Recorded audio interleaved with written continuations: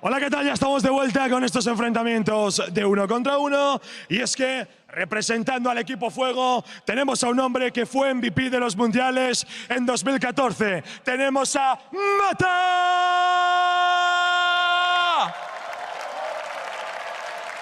Well, you might have heard of him, but you've definitely heard of his opponent, the 1v1 king himself. The title, he's going to tumble his way to the Korean Bjergsen. It's Faker!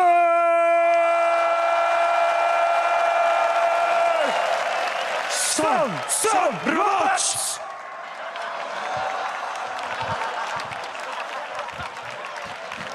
What's he actually? Faker's like, what are they doing? What is this? He's tilted. He's tilted. That's it. He's already tilted. This was actually a long con set up by Mata, the tilt faker. He hired them. Paid off buy and dash. But crowd already getting started up for Faker. But yeah, I'm getting distracted. There's like a giant picture of Faker like above me right now, so I'm just actually not paying too much attention to what you're saying. Hurts. It does. It does. I mean, Faker and Mata. We'll talk about Mata, 2014 World's MVP. Faker, 2016 World's MVP. These are both guys who were the best player in the world at one point for their role, for sure. Yeah, but Mata became the best player by knowing the best spots to ward and where to walk. Faker became the best player in the world by killing people. So that's kind of a dichotomy that they kind of need to survive right there. However, Mata, I think, is rumored to play different roles. Allegedly, he has like different accounts that he ranks up all the way to Challenger in different roles, kind of the role-specific account. So he knows how to play almost every single champion. And he's also no stranger to the Howling Abyss. Exactly. There's a shot. Yep. Anyway, we do want to hear a little bit more about how he loves the Howling Abyss. So we're going to throw it over to Mata to get his opinion. 개인적으로는 제가 칼바람 나락에 대해서 자부심이 엄청나기 때문에 이번에 좀 잘하고 싶네요. 제가 시즌 2부터 나와가지고 사실 랭크보다 약간 좋아했던 게임이 그 미드 5대5 아람전인데 이번에 그냥 캐리하고 싶네요. I feel like I've been doing everything wrong in my life. Yeah, that last thing we did wasn't very good. I mean, except for the really awkward toss. So like, I've told myself I'm too old to play the game. 28-year-old guy wins on Lee Sin. I focus so much on rank, calling like ARAM a waste of time. And the best support in the world says ever since season 2, he's kind of just playing ARAMs all the time. He likes it more than rank. So maybe that's the approach. Oh, yeah! Let's go! Oh, they actually did. They locked it. Faker, I mean, he accepted duels where it was mirror match and Nivea against Froggen last year. Faker, he is susceptible to challenges. I mean, Faker has to accept. You don't want to have a story of like, yes, I challenged Faker to a duel, and he was too afraid to accept it. Yeah, and I think as well, another thing is, in Faker's position though, when you accept somebody's duel, you have more to lose than them. Because if they beat Faker, they beat Faker. If you lose, it's like, Proposing Faker to a mirror match is always a win-win. Yeah. If he denies, you actually have a story where you won a little bit, and if not, it's still on your terms. Like, it's the best shot you have to win. Exactly. And if you lose against Faker, nobody's going to hold that against you, right? And that's actually a big problem with being the #1, is you have nobody to really chase anymore. And Faker, though, up against Mata, this is really interesting because why would it be Yasuo? Mata, I mean, it's like, Mata Yasuo. It's the ultimate skill champion, though, in Korea. It's regarded as I mean, it's a champion nobody wants on his team because he goes 2 and 10. But then when he's on the opposing team, he's obviously 20-0.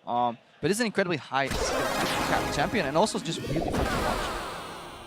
I love Yasuo so much. The tiny things in his mechanics, the Q into the E into the auto, the Q, stuff like that. It's really cool. And then there's a lot of great tricks too, where you can like spin on a minion before R-ing. Yeah, Mata's running 1% crit. He's going for it. That's actually a very common Korean page. I'll look at a lot of Peanuts pages. They'll have them. And you're like, wait, you might crit the jungle creep. What? That's actually happened to me once. Actually, it happened in the OGN finals. Is that why you lost?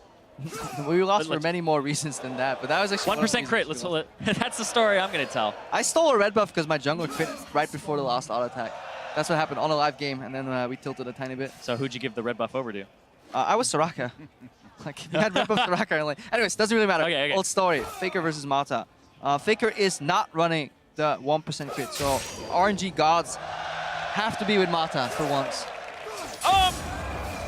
So this is the matchup that I will usually play on the 1v1 map. I'll just play Yasuo every time that I can, because otherwise I can only feed 1 kill. You can't go to 0-8. It prevents me from doing that. But every time you miss a Q, it's actually a big deal in this matchup. Yeah, it's about lining up the Qs to hit both minions and honestly the enemy Yasuo. Mata got pressured first because he really didn't feel comfortable trading against Faker. Faker standing on the outside of turret range here, so every time Mata walks up, he can at least get a Q in the face. He wants to stack it up. It's a very micro-heavy matchup, but you really want to click really right next to your tank. Faker's still level 1. Oh, Faker might be done. He has to get out. That was a really good trade by Mata. Got him again!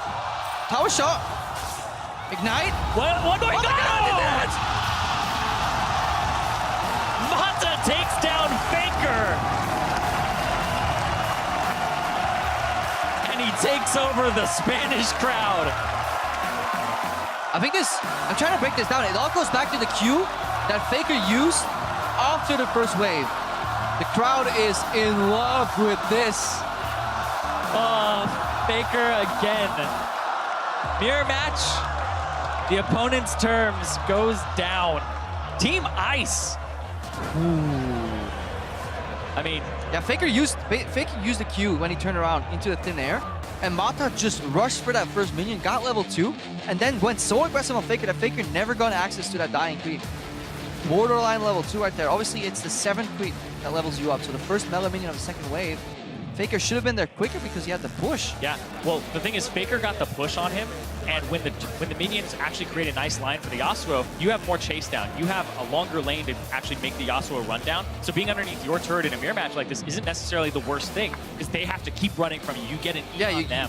Mata did it really well. He walked alongside his creep to his zone, but even then, the waves are still gonna meet in the middle. So in essence, it wouldn't matter. It was just the decision making. I think Mata had his Q up sooner, which allowed him to take down that creep much faster. I want to see it again. I want to see it in almost like long form. Because this is the end, and we obviously know how we got here. It actually takes quite some stones to go in here as well, taking a turn shot voluntarily, but then dancing out. Even didn't have the ignite as well. The focus there, the half joy. You can see he landed. That's where it's like he landed the knock-up. Faker's like, I always hated 1v1s anyways. Oh. Team Ice, though, coming up big today so far. I mean, Yankees is hoping. Reckless Karsa. If Mata can beat Faker, anything is possible. Anything is possible. 28-year-old wins today. Mata gets taken a victory over Faker. That's insane. Jankos is not going to beat Prey. Or is he? Well, we don't know yet, but I'm actually really keen for that matchup right now because looking at the upsets that we've had. So for that reason, let's go back to Dash. He's on stage introducing our final matchup.